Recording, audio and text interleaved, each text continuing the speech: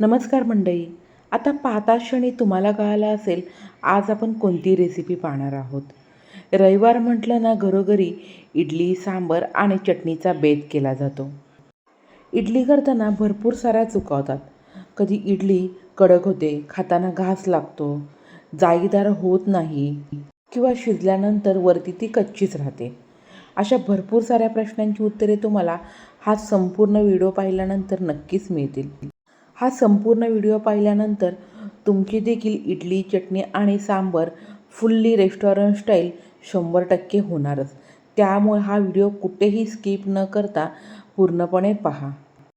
चॅनलवरती नवीनच असाल तर सबस्क्राईब करायला विसरू नका आणि रेसिपी माझी थोडी तरी आवडली ना तर नक्की लाईक करा. तर चला वेळ न घालवता आपण झटपट रेसिपीला सुरुवात करूयात. सर्वात प्रथम एका बाउलमध्ये 3 वाटी मी इडली राईस घेतलेला आहे. हा इडली राईस कोणत्याही किराणा मालाच्या दुकानामध्ये सहजपणे उपलब्ध होतो. त्याच वाटीने 1 वाटी उडदाची डाळ आणि अर्धा चमचा मेथीदाणे घालून डाळ आणि तांदूळ स्वच्छ पाण्याने आपण 2 ते 3 वेळा धुवून घेऊयात. नेहमीच्या तांदळापेक्षा हा इडलीचा तांदूळ थोडासा बुटका, जाड आणि पांढरा शुभ्र असल्यामुळे इडली देखील छान मऊ, लुसलुशीत आणि पांढरी शुभ्र अशी होते.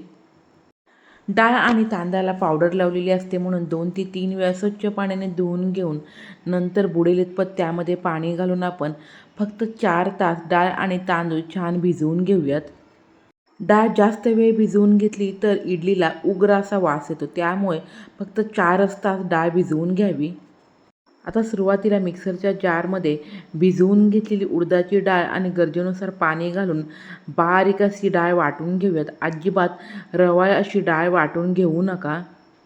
घरातील कोणतीही 1 वाटी निश्चित करून त्या वाटीने 3 वाटी इडली राईस, 1 वाटी उडदाची डाळ आणि अर्धा चमचा मी मेथीदाणे घेतलेले आहे. मेथीदाणे घातल्यामुळे इडलीचं बॅटर फर्मेंट होण्यास खूप मदत होते.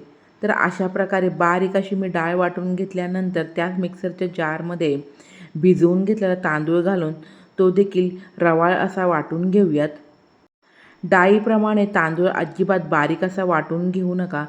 जो आपला बारीक 0 नंबरचा रवा असतो ना त्याचप्रमाणे तांदूळ वाटून घ्यावा. आता सुरुवातीला ज्या वाटीने आपण डाळ आणि तांदूळ घेतले त्या वाटीने 1 वाटी जाड पोहे हलकेसे भिजवून घेऊन ते देखील तांदळाबरोबर वाटून घेऊयात. पोहे घातल्यामुळे इडली छान मऊ लुसलुशीत होते. आता तुमच्याकडे पोहे नसतील तर शिल्लक राहिलेला भात किंवा 2 ब्रेडच्या स्लाईस वापरल्या तरीही चालतील. अशा प्रकारे डाळ बारीक आणि तांदूळ रवाळ असा वाटून घेतल्यानंतर 3 ते 4 मिनिटे बॅटर अशा प्रकारे एकाच दिशेने फेटून घेऊयात. फेटून घेतल्यामुळे बॅटरमध्ये छान हवा देखील भरली जाते आणि इडली देखील छान मऊ लुसलुशीत होते. भांड्याच्या काठोकाठ इडली बॅटर झाल्यामुळे थोडंसं मी बॅटर दुसऱ्या भांड्यामध्ये काढून घेऊन आता झाकण ठेवून आपण रात्रभर हे बॅटर अशा प्रकारे फर्मेंट करून घेतलेलं आहे. आता तुम्हाला पाहूनच कळालं असेल बॅटर किती सुंदर असं या ठिकाणी पहा जाळीदार झालेलं आहे ना. तर आज आपण इडलीच्या बॅटरमध्ये जराही सोड्याचा वापर न करता छान मऊ लुसलुशीत आणि जाळीदार अशी इडली करणार आहोत. छान एकसारखं बॅटर 1 मिनिटभर फेटून झाल्यानंतर त्यामध्ये चवीप्रमाणे मीठ घालून घेऊयात. इडली बॅटरमध्ये मीठ न टाकता फ्रीजमध्ये 7 ते 8 दिवस कोणत्याही एअर कंटेनर डब्यामध्ये भरून हे बॅटर ठेवलं ना तर छान टिकलं जातं. अजिबात ते आंबट देखील होत नाही. मीठ टाकून अजिबात बॅटर फ्रीजमध्ये स्टोअर करू नका. इडली प्लेटला थोडंसं तेल लावून आता आपण बॅटर घालून घेऊयात. संपूर्ण काठोकाठ बॅटर न घालता इडली छान फुलण्यासाठी थोडीशी इडली प्लेटमध्ये जागा ठेवावी. एका बाजूला इडली प्लेटमध्ये बॅटर भरेपर्यंत दुसऱ्या बाजूला मी इडलीच्या भांड्यामध्ये अर्धा ग्लास पाणी घालून पाण्याला छान उकळी आल्यानंतर त्यामध्ये एक एक करून अशा प्लेट ठेवून घेतलेल्या आहेत. चला तर आता आपण 12 मिनिटं मध्यम आचेवरती इडली वाफवून घेऊयात. एका बाजूला इडली वाफेपर्यंत दुसऱ्या बाजूला मी सांबार करणार आहे. सांबारसाठी गाजर, शेवग्याच्या शेंगा, लाल भोपळा आणि 1 वांगी घेतलेले आहे. भाज्या तुमच्या आवडीनुसार तुम्ही कोणत्याही घेऊ शकता. तेल गरम झाल्यानंतर पाव चमचा राई, 7 ते 8 मेथीदाणे, कढीपत्ता, लाल सुकी मिरची, 1 उभा चिरलेला कांदा, 1 उभा चिरलेला लाल बुंद टमॅटो घालून छान आपण तेलामध्ये परतून घेऊयात. अगदी साध्या सोप्या पद्धतीने आज मी तुम्हाला उडपी स्टाईल हा सांबार करून दाखवणार आहे. चवीला तर भन्नाट असा लागतो. कांदा आणि टमॅटो छान भाजून झाल्यानंतर त्यामध्ये सुरुवातीला आपण ज्या भाज्या कट करून घेतलेल्या आहेत ना त्या घालून घेऊयात. तुमच्या आवडीनुसार आणि किती लोकांना सांबार करायचा आहे ना त्यानुसार तुम्ही कोणत्याही भाज्या घालू शकता. वांगं काळं पडतं म्हणून मी शेवटीच ते कट करून घेतलेलं आहे. भाज्या छान तेलामध्ये परतून झाल्यानंतर चिमूटभर हिंग, पाव चमचा हळद, 1 चमचा काश्मीरी लाल मिरची पावडर आणि 1 चमचा सांबार मसाला घालून छानपैकी आपण 1 मिनिटभर भाज्यामध्ये परतून घेऊयात, जेणेकरून मसाला सर्व जिन्नसाला व्यवस्थित लागला जाईल. भाज्या छान परतून झाल्यानंतर 1 कप गरम पाणी आणि चवीप्रमाणे मीठ घालून भाज्या मध्यम आचेवरती जवळपास 70% छान शिजवून घेऊयात. कधीकधी सांबार करताना हवा तसा आपला हॉटेलसारखा दाटसर का होत नाही, या प्रश्नाचं उत्तर तुम्हाला पुढे गेल्यानंतर नक्कीच कळेल. माझ्या मुलीला चटणीपेक्षा सांबारबरोबर इडली खूप जास्त आवडत असल्यामुळे नेहमी मला सांबार तर करावाच लागतो. नेहमी आपल्या चॅनलवरती घरातील उपलब्ध साहित्यात आणि साध्या सोप्या पद्धतीने मी रेसिपी दाखवण्याचा प्रयत्न करते आहे. त्यामुळे बाकीच्या रेसिपी देखील तुम्ही जरूर पहा. भाज्या शिजल्यानंतर अर्ध्या कांद्याच्या सुटसुटीत केलेल्या पाकळ्या, शिजवून घोटून घेतलेली तुरीची डाळ. नेहमी आपण वरण करण्यासाठी ज्या प्रकारे तुरीची डाळ शिजवून घेतो ना त्या प्रकारे मी हळद आणि थोडंसं तेल घालून छान मऊसर अशी डाळ शिजवून घेऊन नंतर ती रवीने छान घोटून घेतली.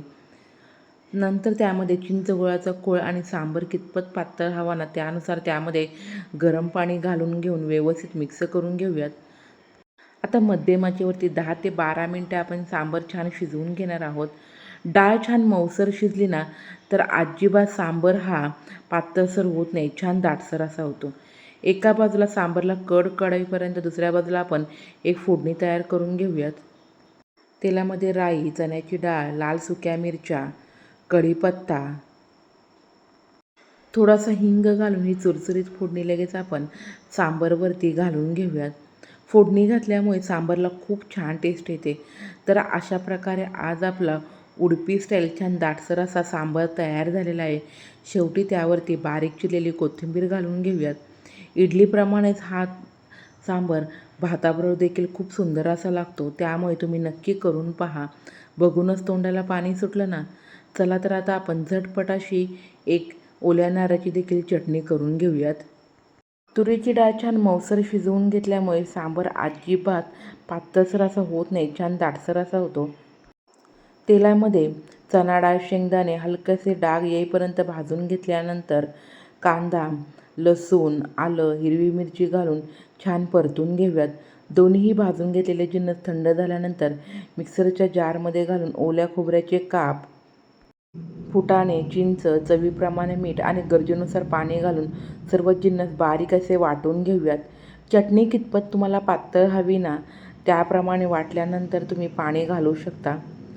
आता चटणी तुम्हाला अशीच हवी असेल तर देखील खाऊ शकता, परंतु त्यावरती मी तेलामध्ये राई, जिरं, उडदाची डाळ, लाल सुक्या मिरच्या आणि कढीपत्ता घालून चुरचुरीत फोडणी लगेच चटणीवरती घालून चटणी देखील तयार झाली. आणि दुसऱ्या बाजूला पहा, इडली किती आपली पांढरी शुभ्र अशी तयार झालेली आहे ना.